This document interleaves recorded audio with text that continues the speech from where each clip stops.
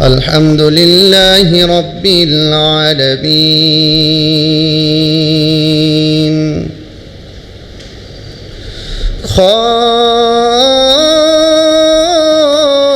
خالق السماوات والأرضين والصلاة والسلام على من كان نبيا وآدم بين الماء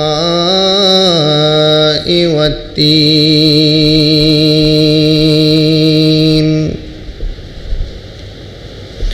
أجمالنا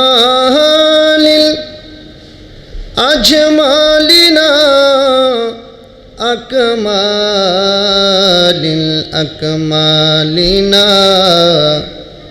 سيدنا محمد رسول الله صلى الله تعالى عليه وسلم সকলে আমার সাথে সাথে পড়ুন আউযু বিল্লাহি মিনাশ শাইতানির রাজীম বিসমিল্লাহির রাহমানির রাহিম ولكل أمة جعلنا منسكا ليذكروا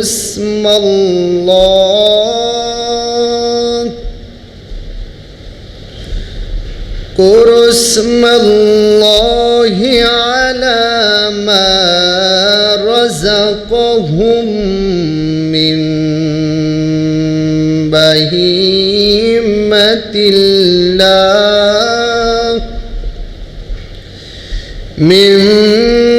بهيمة الأنعام بسم الله الرحمن الرحيم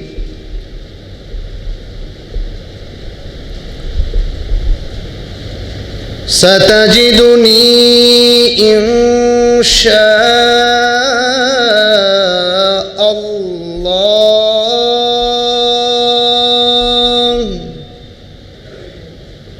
إن شاء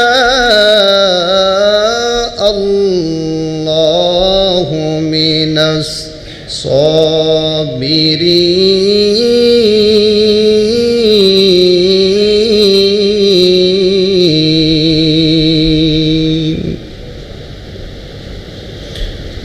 بسم الله الرحمن الرحيم لن ينال الله لحومها ولا دماؤها ولكن يناله التقوى منكم صدق الله المولانا العظيم وصدق رسوله النبي الحبيب الكريم ونحن على ذلك من الشاهدين والشاكرين الحمد لله رب العالمين قال رسول الله صلى الله عليه وسلم عن أبي هريرة أن رسول الله صلى الله عليه وسلم قال من كان له ساعة ولم يضحي فلا يقربن مصلى رواه ابن ماجه إن الله وملائكته يصلون على النبي يا أيها الذين آمنوا صلوا عليه وسلموا تسليما اللهم صل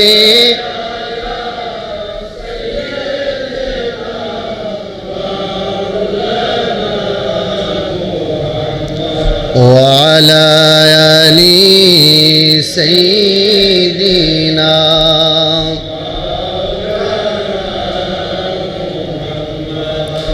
আমি হব সেবাকারী জিয়ারতকারীদের জোতাগুলো মুছে দিব বিশ্বের হাজিদের আমি হব সেবাকারী জিয়ারতকারীদের জোতাগুলো মুছে দিব বিশ্বের হাজিদের আমি হব মদিনার সারা বেলা জারুদার রওজার কিনারে কেটে যাবে দিন আমার আমি হব মদিনার সারা বেলা জারুদার রওজার কিনারে কেটে যাবে দিন আমার আমারই স্বপ্ন যদি হয় গো পূরণ ধন্য হবে মোর জীবন মরণ আল্লাহুম্মা সাল্লি আলা মাওলানা মুহাম্মদ ওয়া আলা আলি মাওলানা আমি হব রাসূলের রওজার চৌকিদার হতে পারে যেন ওগো শাফাতের দাবিদার আমি হব রাসূলের রওজার চৌকিদার হতে পারে যেন ওগো শাফাতের দাবিদার আমারি স্বপ্ন যদি হয় গো পূরণ ধন্য হবে মোর জীবন মরণ আল্লাহুম্মা সাল্লি আলা مولانا محمد وعلى آل سيدنا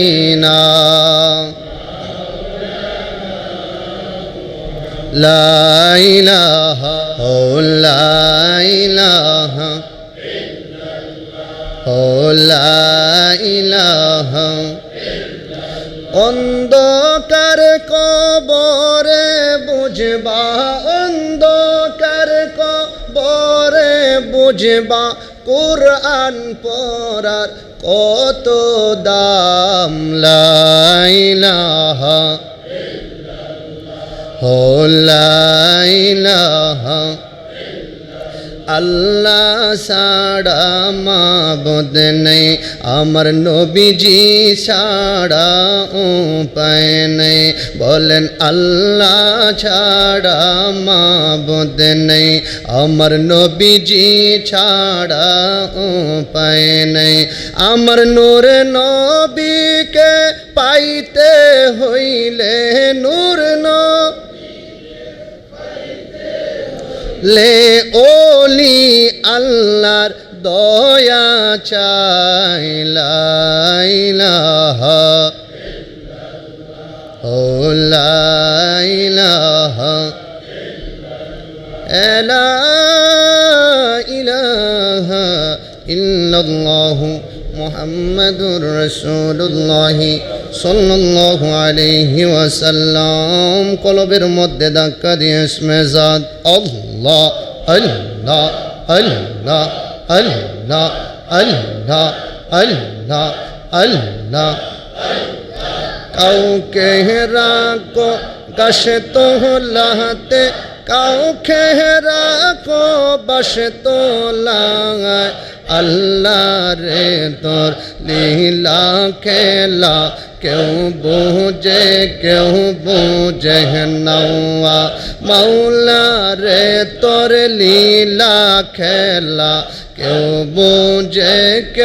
বুঝে নওয়া আল্লাহ আল্লাহ আল্লাহ কাউকে রাখো দশ তাহলাতে কাউকে রাখো গাছ তোলায় মাওলা রে তোর লীলা খেলা কেউ বুঝে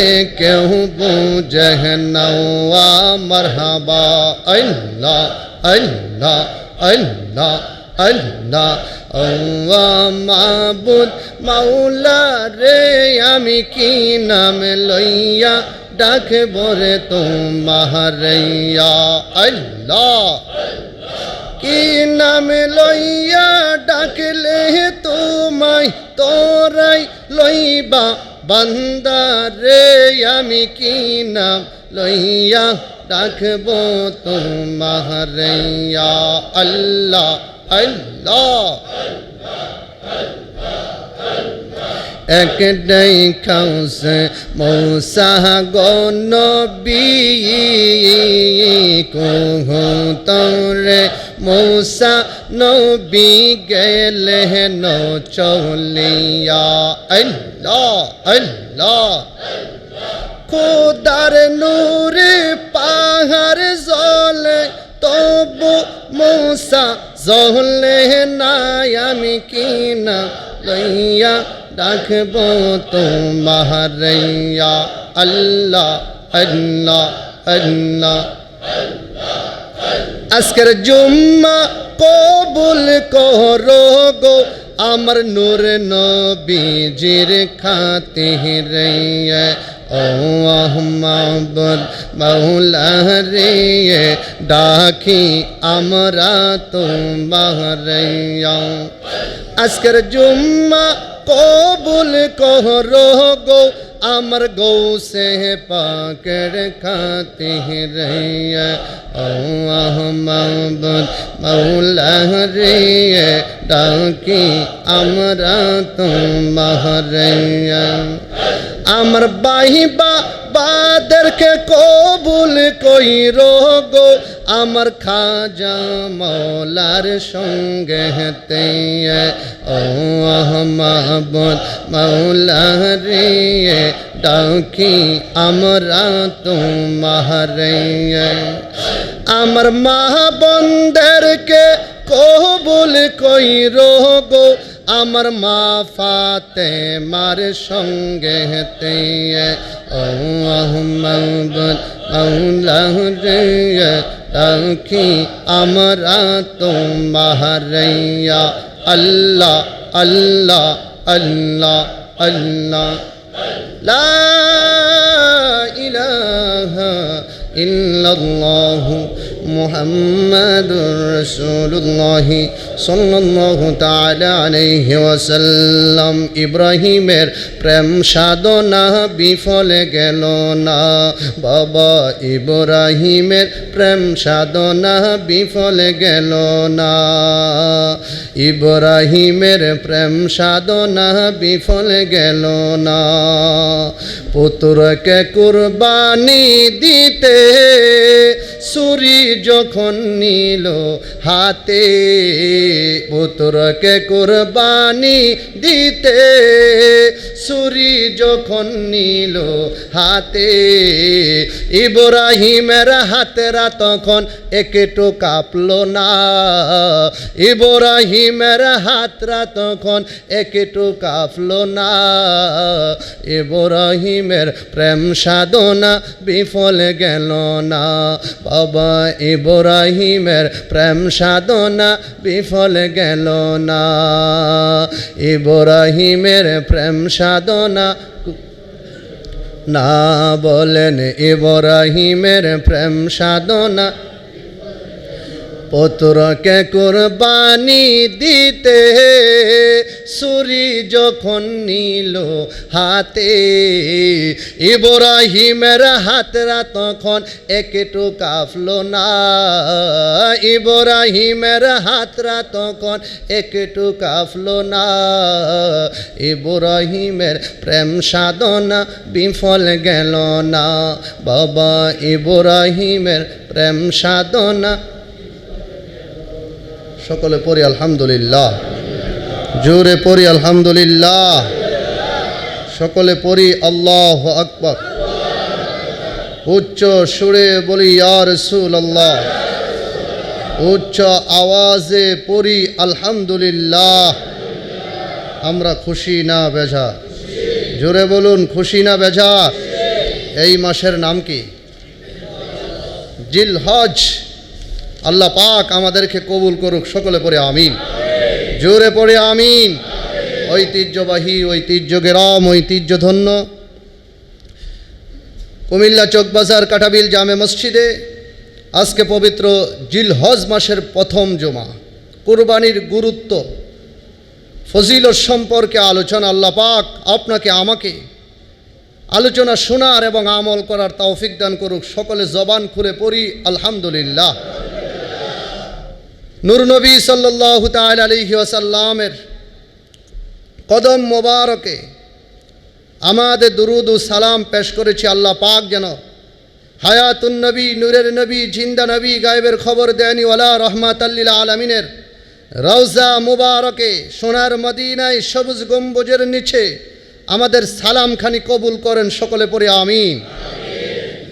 সাথে সাথে মা বাবার মাগফিরাত কামনা করি। আমাদের মা, আমাদের বাবা, আমাদের দাদা দাদি, নানা নানি, শ্বশুর শাশুড়ি, আত্মীয় স্বজন, বিশেষ করে এই কুমিল্লার মাটিতে, সারা বাংলার আলিতে গলিতে আমাদের যত মুসলমান ভাই বোন, আমাদের তরিকতের যত ভাই বোনেরা যে যেখানে শুয়ে আছেন, আল্লাহ যেন আজকে পবিত্র জিলহজ্জের প্রথম জুমার মহাব্বতে আর বরকতে কবরগুলা জান্নাতের বাগান বানায়া দেয়। সকলে পড়ে আমিন, জোরে পড়ে আমিন।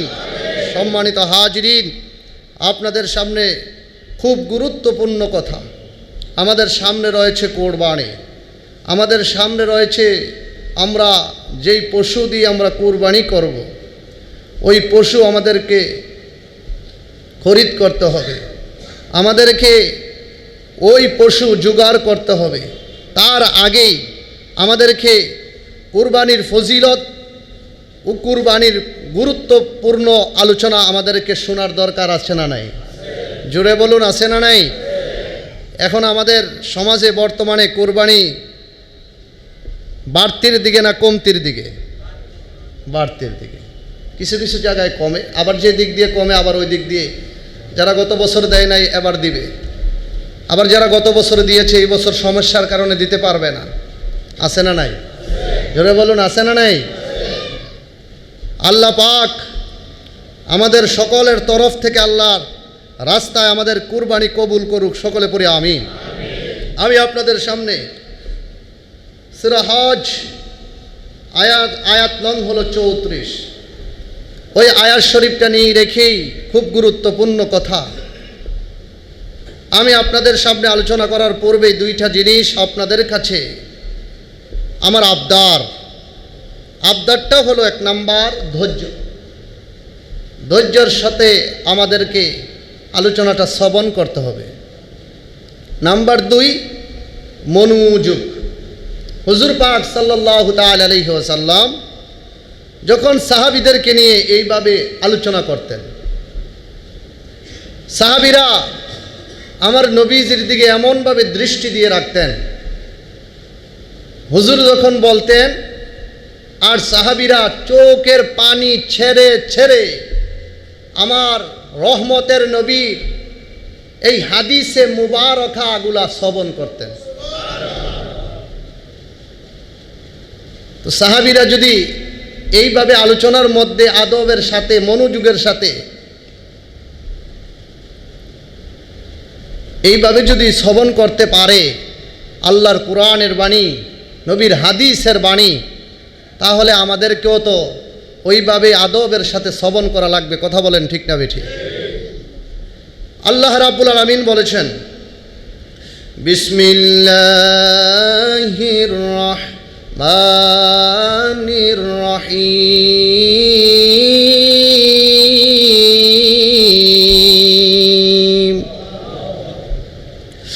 ওয়ালিকুল্লি উম্মাতিন জাআলনা মানসাকাল লিয়াযকুরু ইসমাল্লাহ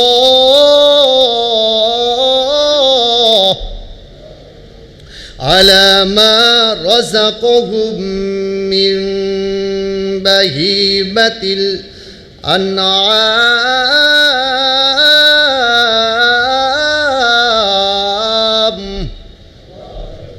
আল্লাহ রাব্বুল আলামিন বললেন, প্রত্যেক জাতির জন্য আমি কুরবানির নিয়ম করে দিয়েছি।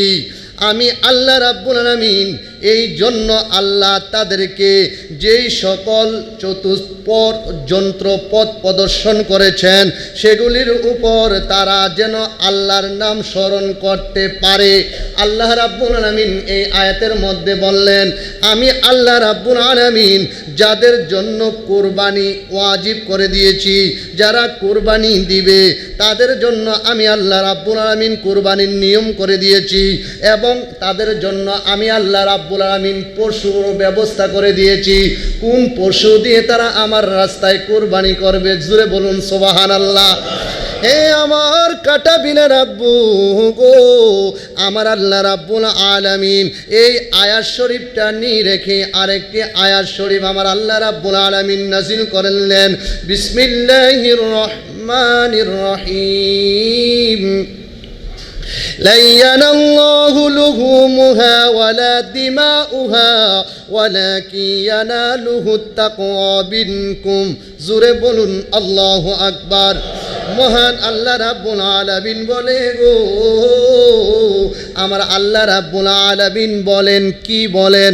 আমার আল্লাহ বলেন, মহান আল্লাহ আমার বলতেছেন, হে মুসলমানেরা, হে আমার বিশ্বাসী বান্দারা, কুরবানিকৃত পশুর গোশত আমি আল্লাহ রাব্বুল আলামিন খাই না, আমি আল্লাহ রাব্বুল আলামিন দেখি না। তোমাদের কুরবানির গোশত কেমন হবে আমি আল্লাহ তার দিকে লক্ষ্য করি না। হে আমি আল্লাহ একটা দিকে লক্ষ্য করি, লুহু মুহা ওয়ালা দিমা। আমার আল্লাহ রাব্বুল আলামিন গো তারপর বলেন, এই পশু থেকে রক্তটা জমিনে প্রবাহিত পড়বে, আমি আল্লাহ রাব্বুল আলামিন তোমার কুরবানিটাকে কবুল করে নেই। আমি আল্লাহ তোমার পশুটার গোস্তর দিকে তাকাই না।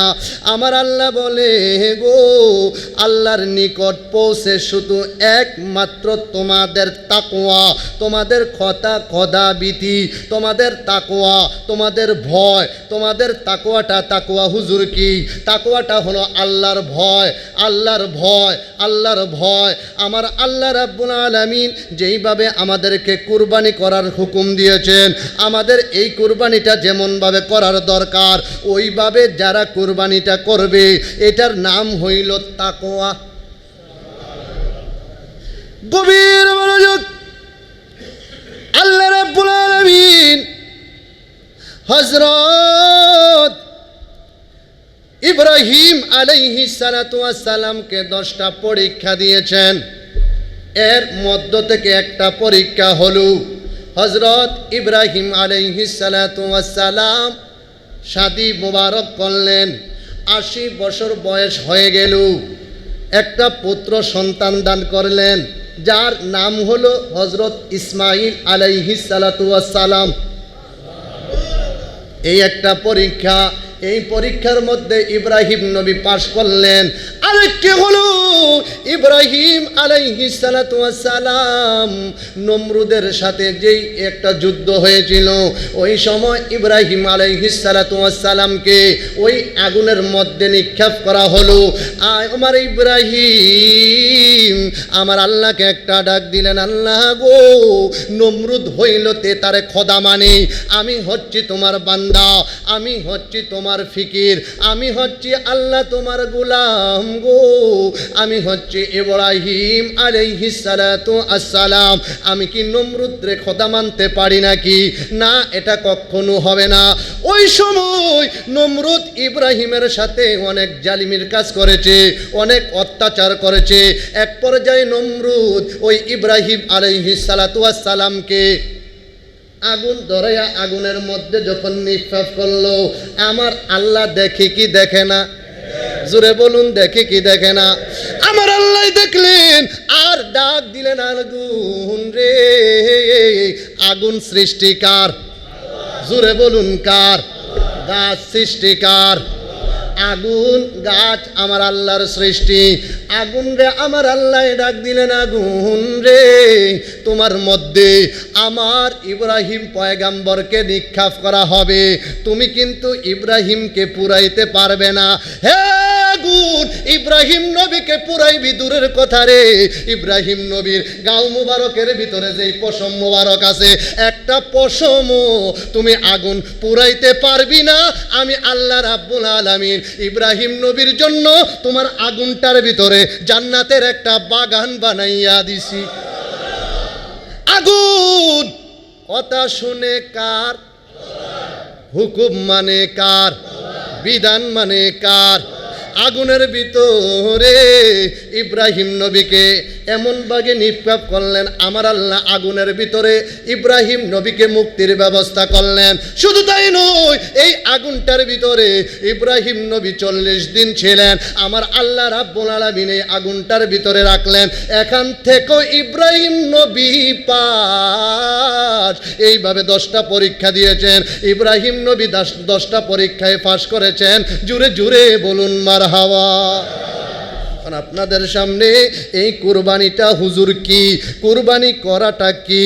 আল্লাহ রাসূল সাল্লাল্লাহু তাআলা আলাইহি ওয়াসাল্লাম তার প্রিয় উম্মতে মুহাম্মাদীদেরকে বলেন, হে উপস্থিত মুমিনগণ, জেনে রাখো গো, ফায়া আইয়ুল মুমিনুনাল হাদিরুন ইলামু আন্না উদহিয়া ওয়া ইজিবু আলা কুল্লি হুররিমিল মুসলিমিন মুকিমিন মুস্তিরিন। জুরে জুরে বলুন ইয়া রাসূলুল্লাহ। নিশ্চয়ই কুরবানি প্রত্যেক মুমিন তথা স্থায়ী বসবাসী, স্থায়িত্ব বসবাসীর কারণ তাদের সামর্থ্যবান, তাদের স্বাধীন মুসলমানের উপর আমার আল্লাহ রাব্বুল আলামিন ওয়াজিব করে দিয়েছেন। হে আমার বাবাজিরা গো, আর কুরবানি বলা হয় গৃহীত পালিত, কমপক্ষে আপনি যেই পশুটাকে দিয়ে কুরবানি করবেন, ওই পশুটা যদি ছাগল হয় তাহলে আপনার 1 বছর পূর্ণ হতে হবে। বেড়া অথবা দুম্বা 2 বছর বয়স হয়, এইভাবে আপনার 1 বছর হতে হবে। 2 বছর বয়সের গরু অথবা মহিষ হতে হবে।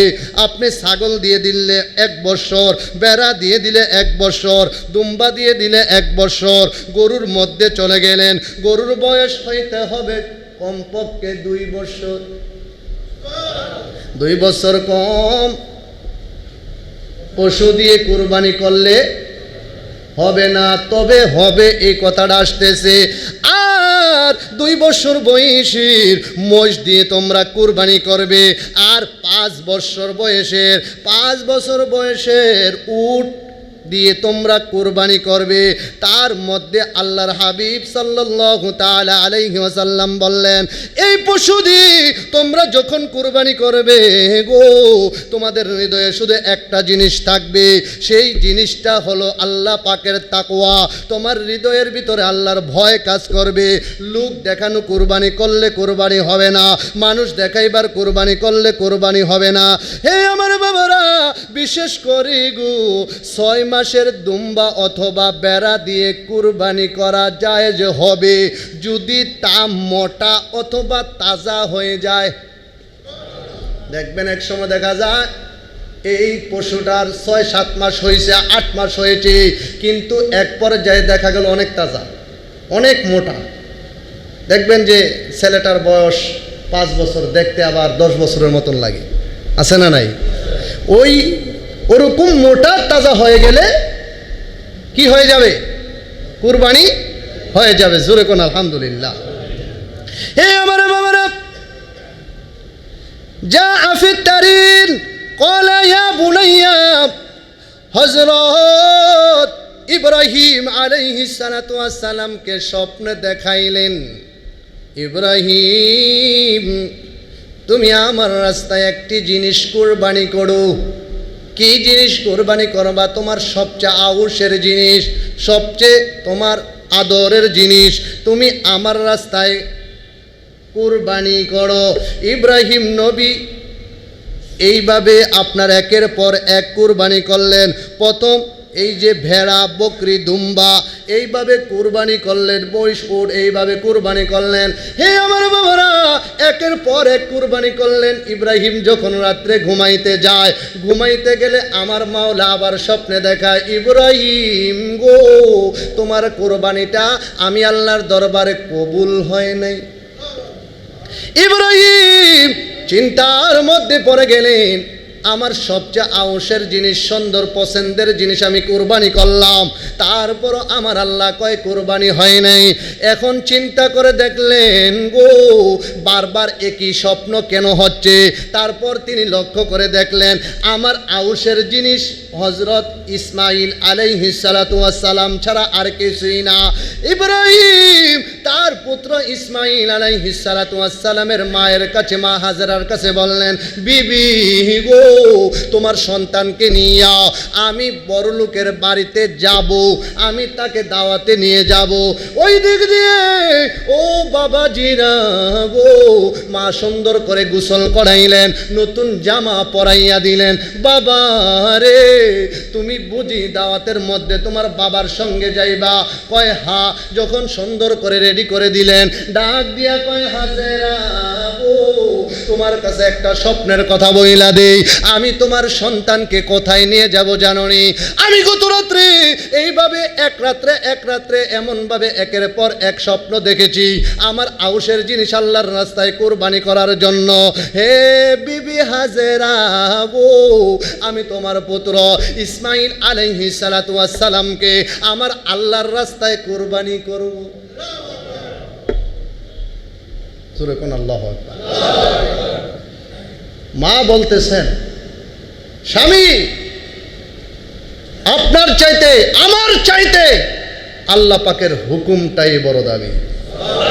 যার আমার কোনো আপত্তি নেই, আমি আমার সন্তানকে আল্লাহর রাস্তায় কুরবানির জন্য আমি মা হিসাবে হাসি দিয়ে আল্লাহর রাস্তায় কুরবানি হওয়ার জন্য আমি আপনার সঙ্গে দিয়ে দিলাম। জোরে কোন সুবহানাল্লাহ। ইসমাইল আলাইহিস সালাতু ওয়াস সালামের এই বিদায় হয়ে গেলেন, চলে গেলেন। কিছুক্ষণ পরে বাবার সামনে, ছেলে পিছনে দুকা দিচ্ছে শয়তান। হে ইসমাইল, কোথায় যাও? বাবার সঙ্গে যাই। কোথায় যাই জানো? তোমাকে তোমার বাবা আল্লাহর রাস্তায় কুরবানি করবে। ইসমাইল বল, থুরো, আমার বাবা আমাকে জবাই করবে, এটা হতে পারে? যাও। এক পর্যায়ে শয়তানের কথাও শুনলেন না, শয়তানের কথা না শুনে বাবার পিছনে পিছনে চলে গেলেন। ও আমার বাবারা, ইসমাইল আলাইহিস সালাতু ওয়াস সালামকে নিয়ে গেলেন। আমার বাবাজিরা ও, ওই ইব্রাহিম আলাইহিস সালাতু ওয়াস সালাম যেই জায়গার ভিতরে ইসমাইলকে কুরবান করবেন, ওই জায়গাটা হইল মরুভূমি। ওই মরুভূমির মধ্যে ইসমাইল নবীকে যখন নিয়ে গেলেন, ওই জায়গার ভিতরে ইব্রাহিম আলাইহিস সালাতু ওয়াস সালাম ডাক দিয়া কয়, বাবা তোমার কাছে আমার একটা কথা।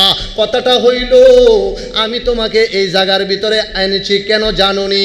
এই জন্য তোমাকে এনেছি, আমাকে আল্লাহ বলছে, স্বপ্ন দেখাইছে আমার আউশের জিনিস কুরবানি করার জন্য, আল্লাহর রাস্তায় এইভাবে জবাই করার জন্য। হে আমার পুত্র ইসমাইল, আমি তোমাকে আল্লাহর রাস্তায় কুরবানি করার জন্য এনেছি, এতে তোমার অভিমত কি? ইসমাইল যেই কথাটা মুখ দিয়া বললেন, আমার আল্লাহ এই কথাটা আবার কোরআনুল কারিমে নোট করে দিয়েছেন। আমার আল্লাহ বলেন সাতাজিদুনি ইনশাআল্লাহ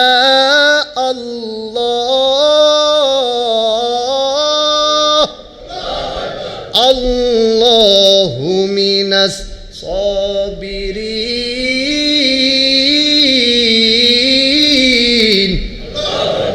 ইসমাইল আলাইহিস সালাতু ওয়াস সালাম ডাক দিয়া বলে, আব্বা গো, আপনাকে না আল্লাহ স্বপ্ন দেখাইছে আমাকে এইভাবে আল্লাহর রাস্তায় কুরবানি করার জন্য, এতে আমি ইসমাইল রাজি আছি এবং আমাকে আপনি ধৈর্যশীলদের অন্তর্ভুক্ত পাবেন। হ্যাঁ আমার বাবা, তবে আমাকে কুরবানি করার আগে আপনার কাছে আব্বা আমার কতগুলা কথা।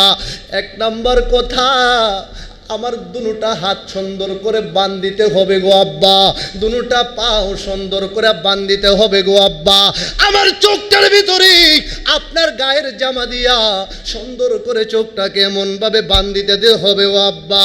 আব্বা গো, এইভাবে আমাকে বান্ধিয়ে আপনি যখন কুরবানি করবেন তখন আপনার কুরবানিটা আল্লাহর দরবারে কবুল হয়ে যাবে। হাত বাঁধা হয়ে গেল গো, দুটা পাও বাঁধা হয়ে গেল, দুটা চোখ বাঁধা হয়ে গেল। যখন ইসমাইলের গলার মধ্যে তলোয়ারটা চালাবে, বিসমিল্লাহি আল্লাহু আকবার যখন বলবে, ইসমাইল ডাক দিয়া কয়, আব্বা গো, হো গো আব্বা, আপনার কাছে আমার আরেকটা কথা।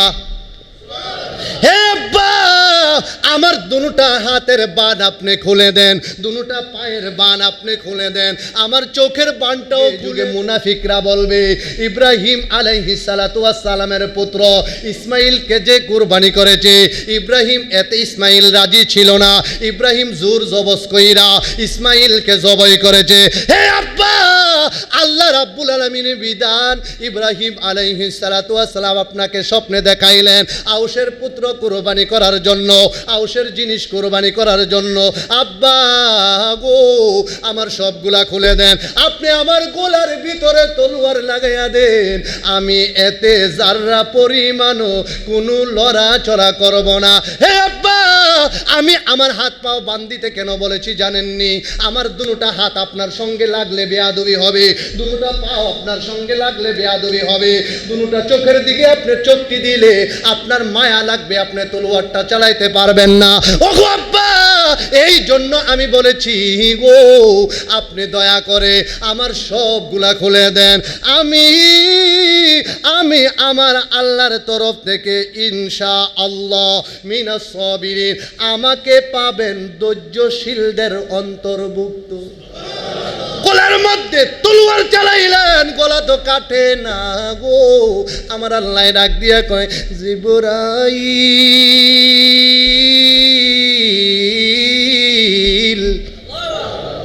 ও জিবরাইল, জিবরাইল রে, ও জিবরাইল,